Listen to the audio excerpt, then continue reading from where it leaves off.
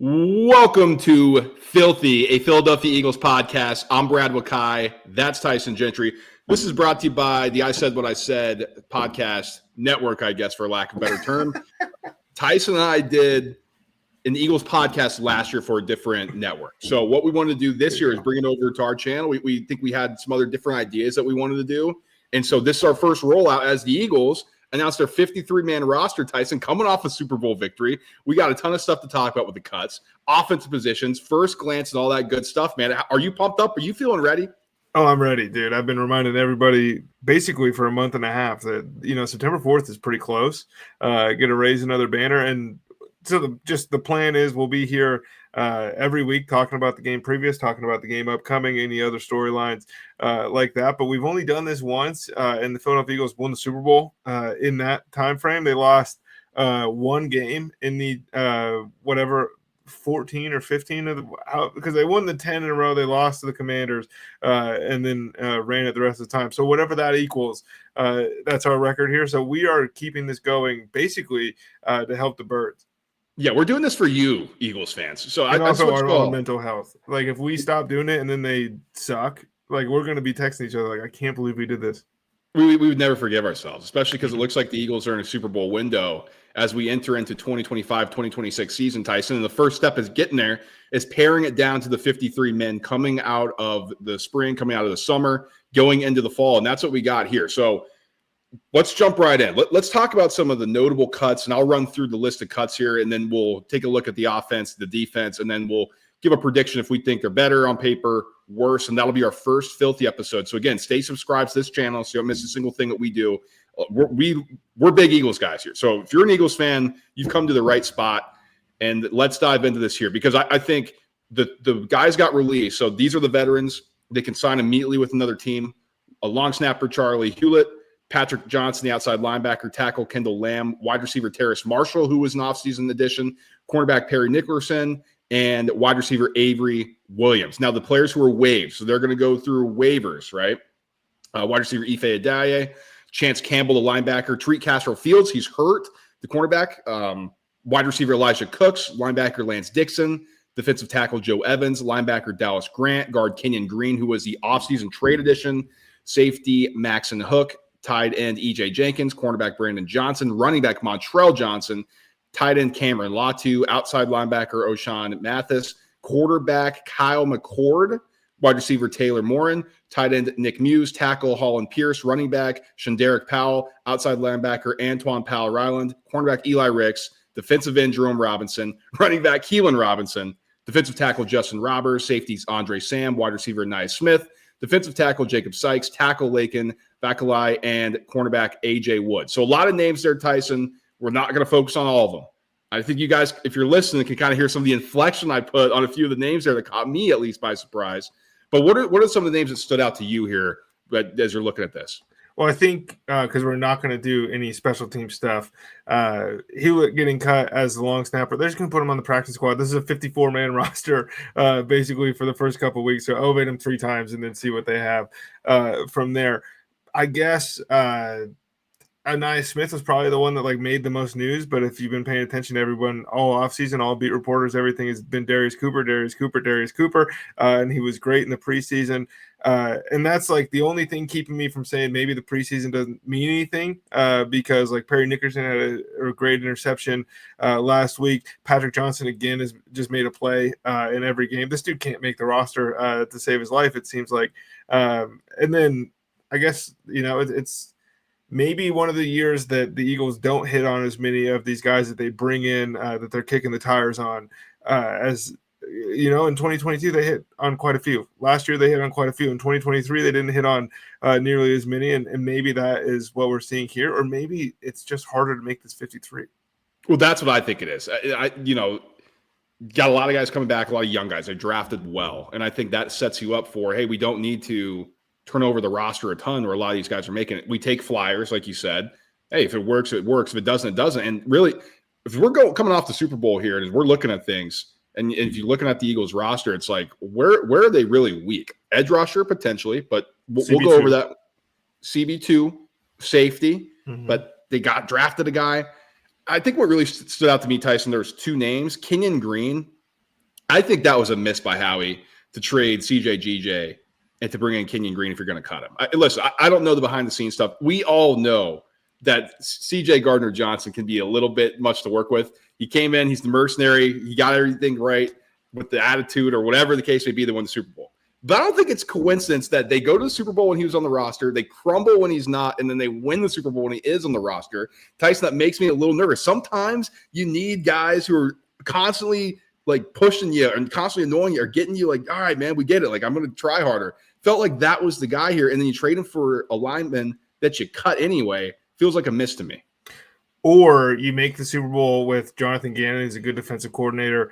You collapse with Sean Desai and Matt Patricia, and then you win the Super Bowl with Vic Fangio. And then Vic says it's okay to get rid of 𝐃𝐨𝐧'𝐭. And look, I'm hoping that 𝐷𝐸𝐾𝐿 makes us all forget, about this whole trade by week 6 or whatever. But bro, this is also kind of growth to me a little bit, like for Howie Roseman. We've seen him do it more the last couple of years, but there was a time when I'm not cutting Kenyon Green. I'm not cutting Kyle McCord. I'm not cutting 𝐸 Smith because I invested into those guys, and I sunk cost fallacy or whatever you want to call it. I think he's gotten a heck of a lot better just being like, hey, I missed. Let's just wipe our hands clean and go. Yeah, that's what you want to see in the executive. That's when you see a general manager. The Kyle McCord thing is the other thing that stuck out to me because dude, he sucked. He was bad. But this franchise and how he loves quarterback factory. And we'll talk about the Sam Howell edition here, guys. Don't worry. But to just be like, all right, we're cutting the cord on Kyle McCord already. That was pretty surprising to me. That was notable. It's like, oh, okay. Do you think he's not getting claimed though? I don't think. I don't know, but it is who's throwing him on the 53 I think so. I think that's got to be the plan. But I think that isn't – sometimes there's been cases where Howie Roseman tries to get a little cute and sneak a guy through waivers and it doesn't go well. I don't think this is one of those cases. I think they're like, hey, everyone saw you play in the preseason. Camp reports have been bad. Like, it was a battle with Dorian Thompson-Robinson, and we're hearing beat reporters all summer be like, DTR looks better than him. And Dorian Thompson-Robinson's like one of the worst guys, to start an NFL game. And it's like him and what's the wide receiver for the Broncos? I mean, I know. Kendall Milton, is that it? Hinton, something like that. Something like that. Yeah. But look, overall, I mean, there's not a ton of surprise. Like, we kind of knew what we were going to get here. There wasn't a ton of surprises across the league. Today was a little bit more boring. We were hoping for at least one bombshell. Yeah, for sure. And I wonder if just that's better roster construction, yada, yada. I don't know.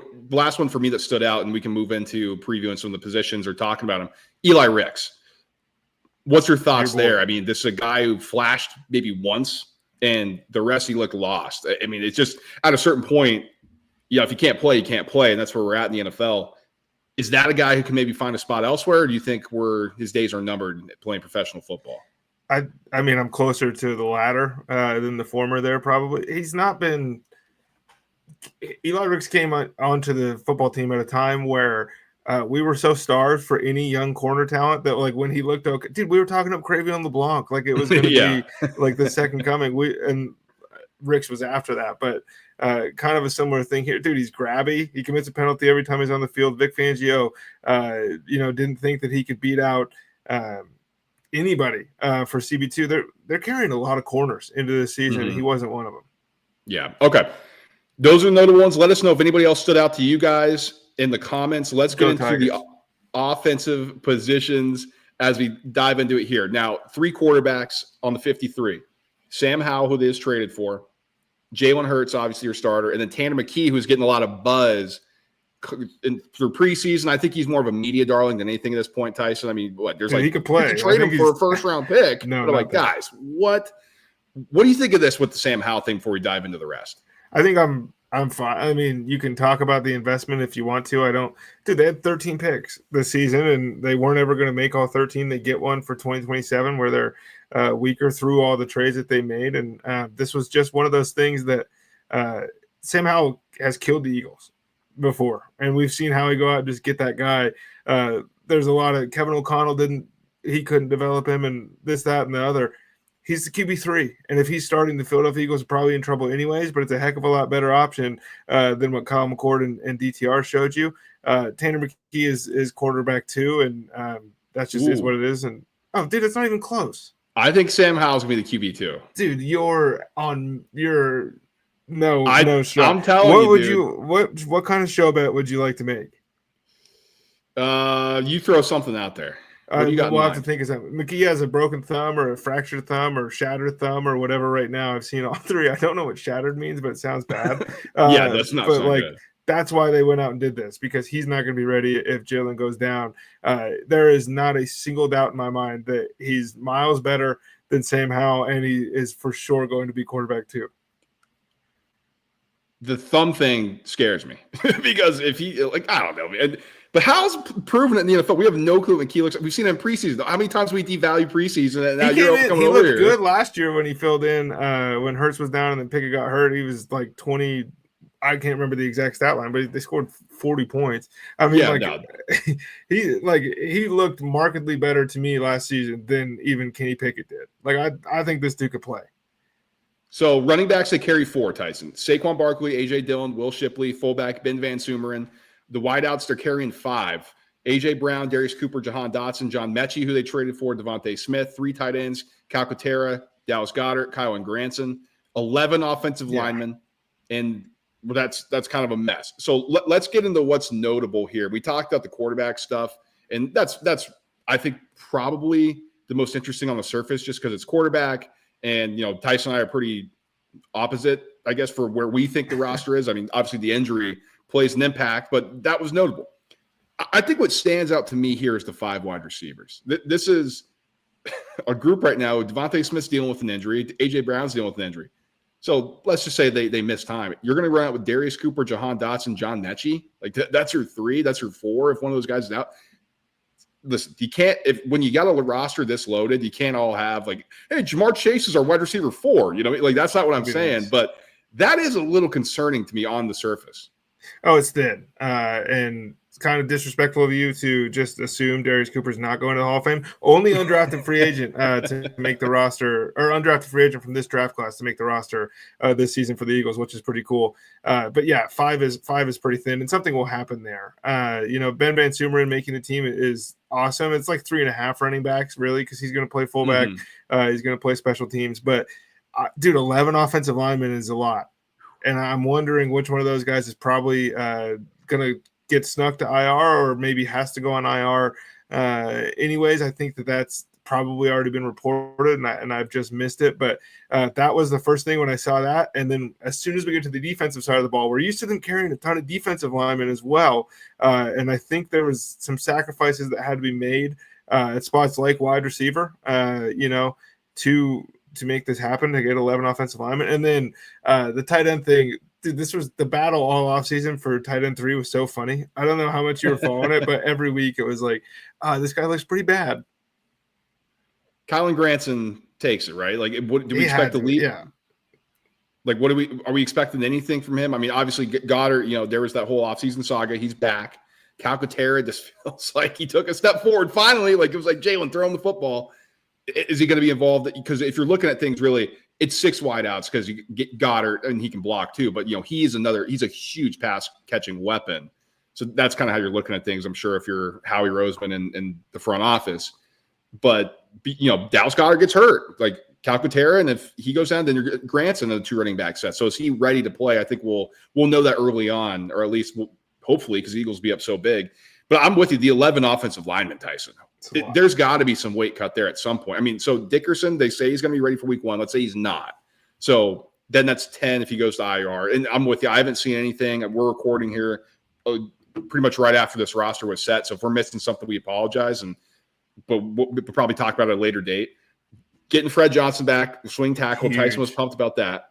So you still run Juergens, Drew Kendall. I'll run the names that are kind of on the fringe, I guess. Drew Kendall, Tyler Steen, I guess he's going to start. Brett Toth, Trevor Keegan, Cameron Williams. It's pretty surprising to see 11 guys get carried, Tyson. Where are you at? Like, is this something where this is like, hey, we just want to see you and carry through camp? There could be some injuries. What do you think the plan is or the strategy is here on this unit? I think if Jeff Stoutland walks into your office and says, "Hey, we're keeping 11 offensive linemen," you say, "Okay," and then you figure out where else you need to get a little thinner. Dude, the swing tackle thing was huge all offseason. It was like, I don't know. We don't have Fred Johnson here, who filled in for both tackles last year and did a good job. And now he's back. And so, I think he's been here for like 48 hours. So it was a little tough maybe to make some of these decisions. Yeah, so I think this is going to be a flexible unit. Maybe they go out and get another wideout. That's something to keep in mind. Do they start cutting from the offensive line and bringing in some more weapons? We'll see. I mean, this is also an offensive line that kind of got banged up a little bit last year, Tyson. I mean, so they weren't infallible to injuries, and so that's something to note. You ready to jump over to the defense, or is there anything else you want to talk about? I think that's good on the offense. I mean, we kind of knew what we were getting. I mean, the starters are the starters. It's pretty much the same guys you saw a year ago.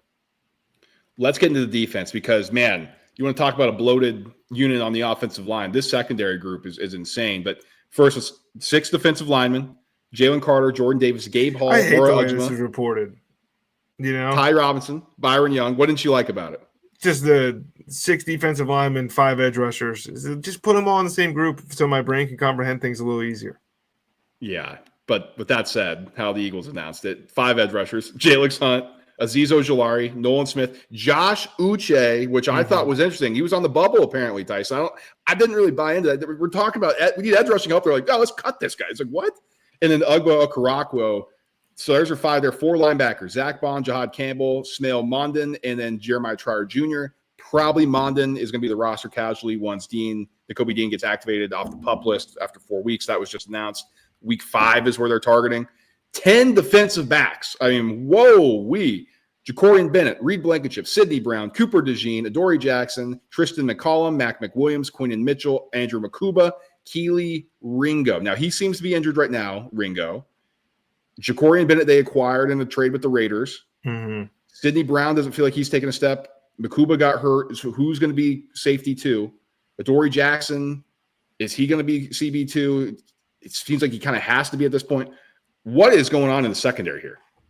Well, I'm hoping that the answer at cornerback 2 is between 𝐾𝐨𝐧'𝐭 Ringo and Mac McWilliams at some later point, down the line this season, because I don't think you want to go an entire year with Adoree Jackson at corner 2. And it's one of those things where it's just like it's rich people problems, and everyone's like, I can't believe the Eagles are worried about cornerback 2. Cornerback 2 loses you games in the NFL. Like some of these teams, you got to see, some pretty good wide receiver groups this season, and if it's Adoree Jackson versus George Pickens twice, and if it's Adoree Jackson versus Jameson Williams when they play the Lions, or run down the list, they got some hitters on the schedule, so I am a little worried about that. But I also think like all these guys are always going to make the team. You just trade for Bennett, Blankenship, obviously, Sidney Brown, obviously, Cooper DeJean, obviously, Adoree Jackson was probably the one where we're hearing, I don't know, but injuries kind of fell his way, maybe for the first time in his career. Yeah, for sure. And McCollum and McWilliams are interesting, Tyson. I think what we saw last year. Now, Quinton Mitchell and Cooper DeJean are just different level of prospects.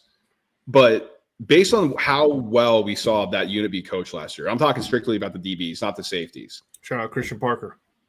Mac McWilliams, Tristan McCollum could be players here.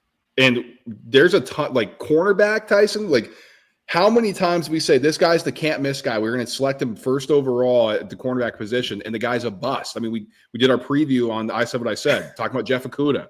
We're laughing. It's like, yeah, dude, remember when he was like the next thing? He's supposed to be Darrelle Revis, and he sucked. And that's what happens. Meanwhile, you got all these other guys, 6th-round pick for freaking shutdown guys. They're locking up Justin Jefferson, Jamar Chase, yada, yada. It's like you just never really know. I think it's a tough position to predict and analyze. So I don't blame the Eagles at all for carrying, dude, let's see who can play. Because, if we're not impressed by Adoree Jackson, 𝐾𝐨𝐧'𝐭 Ringo still looks like he's lost, and now he's hurt.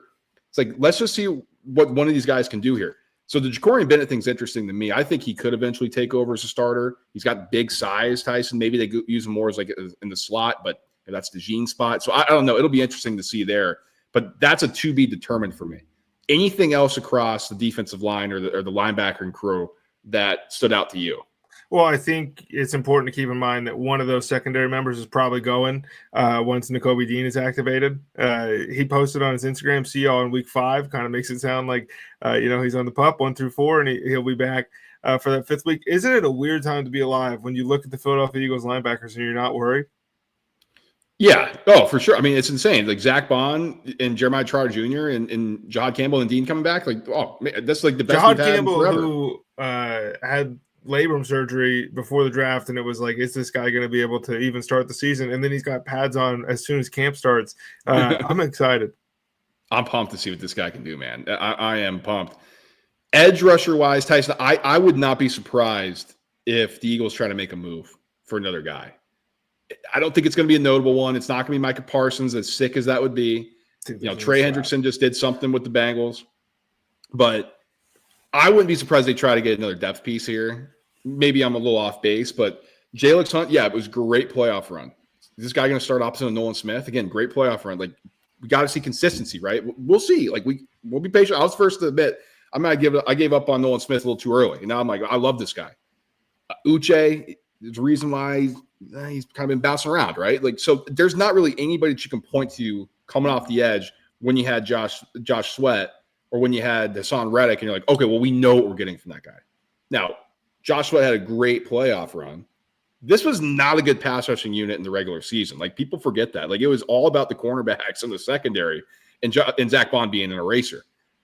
So can they be better than last year? I think that's all you're looking for here. If Jalen Hunt takes a step forward, Nolan Smith is the game wrecker, 𝐬𝐿 does a couple things off the edge, you're in a prime position where I think you can get a better edge rushing unit than they had last year. It's also one of those things where you compare it to a year ago, and going off of training camp, we were all like, well, they have Bryce Huff. And I can promise all the guys that made the team this year are going to try harder than Bryce Huff did, and they ended up okay. I think it'll be, I wouldn't be surprised maybe to see a move there. Often, like, the initial 53-man rosters get announced, and then it's like, oh, he got cut from here, and we actually like him more than this guy. And so these are initial, even with quotations around it then, because this might be different than what it looks like on September 4th. Right. We still got some time, and the Eagles, they'll have to finalize some things because they're the first game against the Cowboys, the Super Bowl champions. Last thing here for notable, Jordan Davis. This is prove it year. All signs point to this being a boom spot. He's in better shape than he's been, Tyson. Dude, we've heard that every time. I know, but last year he looked better. At the press conferences this offseason, they asked it because he came in at 330, like apparently on the nose, which is fantastic. But they asked him about losing weight, and he said, I just had to learn to cut out like soda and drink diet soda, like cut out sugar. And somebody spliced that with the clip of him saying the same thing 2 years ago. It was like that SpongeBob, how many times are going to teach you this lesson? Oh, man, that's incredible. I'm in no position to speak on JD's health, but I do agree he's got to play. He's got to be on the field in order to get paid, and that's got to be the goal. Anything else for the defense, or let's get into some overall thoughts? I don't think so. I mean, no, I think 𝐸𝐿𝐫𝐫𝐢 getting hurt in training camp is why we feel maybe a little bit. Dude, I think the kid's going to be a stud. I do too. We got to shout out the special teamers, Jake Elliott, Braden Mann. Welcome back. Is this team better than last year, though, Tyson? That's what we're wondering. Better than 2024, better than 2025. The team that ran roughshod over the league. People, it wasn't always pretty, right? I mean, it was such a strange year. Like, how many comments? He had to shave his head, dude. What is going on? Sirianni shaves his head. Feels like the quarterback and the coach hate each other. There's rumor. Freaking Brandon Graham, the captain, says that Jalen Hurts and A.J. Brown don't have a relationship anymore. It's like, what is going on? And yet they just kicked everybody's ass, and then they get to the Super Bowl and they dominate a team that was going for freaking NFL history. So it's hard to be like, yeah, well, this team's better than that. For me, I think on paper, if I'm looking at things, I think they're better. No, don't do it. That's crazy. I don't think so. You don't think so? No, I mean, but if you would have asked if I could time travel back to last year's 53-day cut down and have an opinion. I don't know what my answer would be. But I do know that we just watched one of the most stacked rosters like in modern NFL history run through a season. So it's hard to sit here and be like, actually, I think 𝐟𝐨𝐫𝐬 could fill into this role or whatever else. Look, dude, the biggest thing I think is replacing replacing Darius Slay with Adoree Jackson to start out the season. That's scary. But we didn't know a year ago that, hey, Quinyon Mitchell's going to walk in this thing and be a top 5 corner in the NFL. Cooper DeJean's going to get healthy and then be the best nickel in the league. We didn't know Nolan Smith was going to take a step forward. And we can talk about the edge rushers, and maybe I should have said this at that point. If Jalen Carter is as good as we know that he is, then he can get these other guys paid too. Oh, for sure. We're talking defensive player of the year type of stuff. Yeah. That's the ceiling for this guy. So if he's I would say it's closer to the expectation than I know ceiling and expectation are different terms, but I think that's where we're at with this guy. I agree with you. He's got to be. We're going to be fighting everybody online all year about, TJ Watt's stats are this, or Myles Garrett did this, and Eagles fans are going to be going, Jalen Carter's better. And I think that's just where we're at for the next, hopefully, 10 years of this guy. That'd be sick. That would be sick. All right, man. Eagles got down to 53. Now, ever-changing, all that stuff, we know how it is. But subscribe, and share, because Tyson and I are going to be with you for the entire Eagles football season. This is something we hope. 20 of them. Right. This is Philthy. It's on the I Said What I Said channel. So if you're watching this, you're like, what the hell? No, we're just keeping it all in one place for you guys. So if you're not an Eagles fan at all, maybe you should learn something about what a real organization looks like, as the Eagles are going to be leading off this year as Super Bowl champs. But if you're an Eagles fan, if you like football in general, if you like basketball, all that stuff, we do everything else as well, college football, on our other channel. So you subscribe in one place. We got you covered here. Share it with a friend. Share it with an enemy. We are excited to get this going. Birds are going to be playing in what, Tyson, less than 2 weeks? 2 weeks? I don't even know the calendar right now. Less than 2 weeks. It'll be, today's Tuesday, so whatever, 9 days. I can't wait to be here with all of you freaking out after the Eagles punt on the opening possession and just be like, this team sucks. I cannot believe we're here. Jalen still can't. We're going to be going crazy. It's going to be fun. It's going to be awesome. So stay with us here. It's going to be a fun season here on Philthy, and we'll talk to you guys when you talk to you. Peace.